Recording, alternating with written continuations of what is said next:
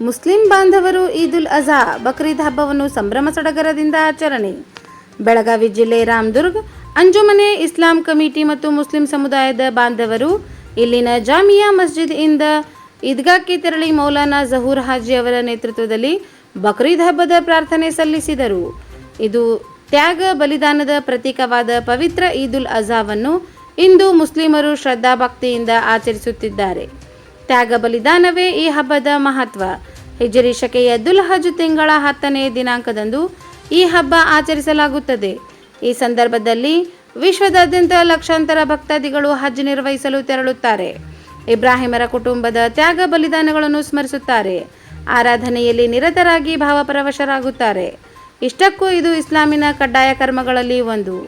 ಆರ್ಥಿಕವಾಗಿ ಸಾಮರ್ಥ್ಯವಿರುವವರು ಜೀವನದಲ್ಲಿ ಒಂದು ಬಾರಿಯಾದರೂ ಹಜ್ ನಿರ್ವಹಿಸಲೇಬೇಕು. ಆದರೆ ಬಡವರಿಗೆ ಇದು ಕಡ್ಡಾಯವಲ್ಲ. ಹಾಗಾದರೆ ಕಡ್ಡಾಯ ಕರ್ಮವೆನಿಸುವಷ್ಟು ಪ್ರಾಮುಖ್ಯತೆಯನ್ನು ಇಸ್ಲಾಮಿನಲ್ಲಿ ಹಜ್ಗೆ ಯಾಕೆ ನೀಡಲಾಗಿದೆ ಎಂದು ಭಾವನೆ ಉದ್ಭವವಾಗುವುದು ಸಹಜ.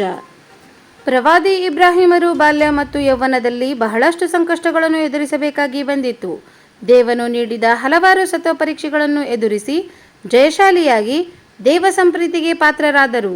ಅವರನ್ನು ಅಲ್ಲಾಹನು ಖಲೀಲುಲ್ಲಾಹ್ ಎಂದರೆ ಅಲ್ಲಾಹನ ಮಿತ್ರ ಎಂದು ವರ್ಣಿಸಿದ್ದಾರೆ. ಇಬ್ರಾಹಿಮರ ಬದುಕಿನ ಹಲವಾರು ಸತ್ವ ಪರೀಕ್ಷೆಗಳನ್ನು ಅಧ್ಯಯನ ಮಾಡಿದರೆ ವಾಸ್ತವ ತಿಳಿದುಬರುವುದು. ಈ ಸಂದರ್ಭದಲ್ಲಿ ಸುದ್ದಿಗಾರರ ಜೊತೆ ಮಾತನಾಡಿದ ಅಂಜುಮನ್ ಇಸ್ಲಾಂ ಕಮಿಟಿಯ ಅಧ್ಯಕ್ಷರು, ನಿರ್ದೇಶಕ ಹಾಗೂ ಮೌಲಾನಾ ಜಹೂರ್ ಹಾಜಿ ಬಕ್ರೀದ್ ಹಬ್ಬದ ಶುಭಾಶಯಗಳು ಕೋರಿದರು. अस्सलामु अलैकुम रहमतुल्लाहि वबरकातुहू। आज इस ईद के मौके पर तमाम मुसलमान भाइयों को फिर एक बार अंजुमन की जानिब से मैं शुक्र अदा करता हूँ। इसी तरह हिंदू भाइयों को भी बकरीद हಬ್ಬದ ಎಲ್ಲ ಹಿಂದೂ ಭಾಯಿಯವರಿಗೆ ಬಕ್ರೀದ್ ಹಬ್ಬದ ಶುಭಾಶಯಗಳು ತಿಳಿಸುತ್ತಾ, ಅಸ್ಸಲಾಮು ಅಲೈಕುಮ್. ಎಲ್ಲರಿಗೂ ನಮಸ್ಕಾರ. ಇವತ್ತಿನ ದಿವಸ ಎಲ್ಲರೂ ನಾವು ಈದುಲ್ ಅಜಾ ಹಬ್ಬವನ್ನು ಆಚರಿಸ್ತಾ ಇದ್ದೇವೆ.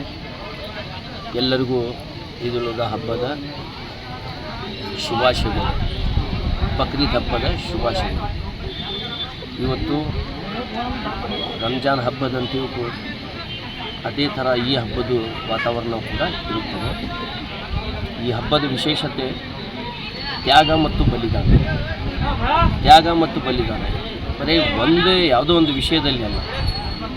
ಮನುಷ್ಯ ಹುಟ್ಟಿದ ಮೇಲೆ ಅವನು ಸಾಯುವವರೆಗೂ ಯಾವ್ಯಾವ ಸಂದರ್ಭದಲ್ಲಿ ಅವನಿಗೆ ತ್ಯಾಗ ಮಾಡಬೇಕಾಗ್ತದೆ, ಬಲಿದಾನ ಮಾಡಬೇಕಾಗ್ತದೆ, ಅದನ್ನೆಲ್ಲವೂ ಕೂಡ ಮಾಡಬೇಕಾಗ್ತದೆ. ಎಲ್ಲರಿಗೂ, ಎಲ್ಲ ಸಮಾಜದವ್ರಿಗೂ ಕೂಡ ಈ ಹಬ್ಬದಲ್ಲಿ ಒಬ್ಬರಿಗೊಬ್ಬರು ನಾವು ಒಪ್ಪಿಕೊಂಡು ಎಲ್ಲರೂ ನಮ್ಮ ಮನೆಯಲ್ಲಿ ಅವ್ರನ್ನ ಕರೆಸಿ ಊಟ ಮಾಡಿಸುವಂಥ ಒಂದು ವ್ಯವಸ್ಥೆ ಈ ಹಬ್ಬದ ಇರುತ್ತೆ. ಆದ ಕಾರಣ ಈ ಹಬ್ಬವು ನಮ್ಮ ರಾಮದುರ್ಗದಲ್ಲಿ ಬಹಳ ಒಂದು ಖುಷಿಯಿಂದ ಎಲ್ಲರೂ ಆಚರಣೆ ಮಾಡಾಕತ್ತೀವಿ. ಅದೇ ರೀತಿ ಮತ್ತೊಮ್ಮೆ ಎಲ್ಲ ನಾಡಿನ ಜನತೆಗೆ ನಮ್ಮ बकरीद ಹಬ್ಬದ ಶುಭಾಶಯಗಳನ್ನು ಹೇಳ್ತಾ ಇದ್ದೀವಿ. अल्हम्दुलिल्लाह, हम इस ईद के मौके पर सबके लिए मुबारकबाद पेश करते हैं और सबके लिए दुआ करते हैं कि अल्लाह ताला सबकी मुश्किलों को, सबकी परेशानियों को दूर फरमा कर सबको अल्लाह रब्बुल आलमीन अमन व सुकून और कामयाब ज़िंदगी नसीब फरमाए। और फिर हम ईद की खुशियों में अपने बिरादरान वतन, अपने हिंदू भाइयों को भी शामिल करते हैं और फिर अपने मुल्क की हिफाजत के लिए, मुल्क की तरक्की के लिए भी दुआ करते हैं कि रब ताला हमारे इस मुल्क को खूब तरक्कियाँ अता फरमाए, अमन व शांति का गहवारा हमेशा अल्लाह रब्बुल आलमीन इसे बनाए और इसकी तरक्की की राहों में जितनी रुकावटें हैं रब ताला इन रुकावटों को दूर फरमाए।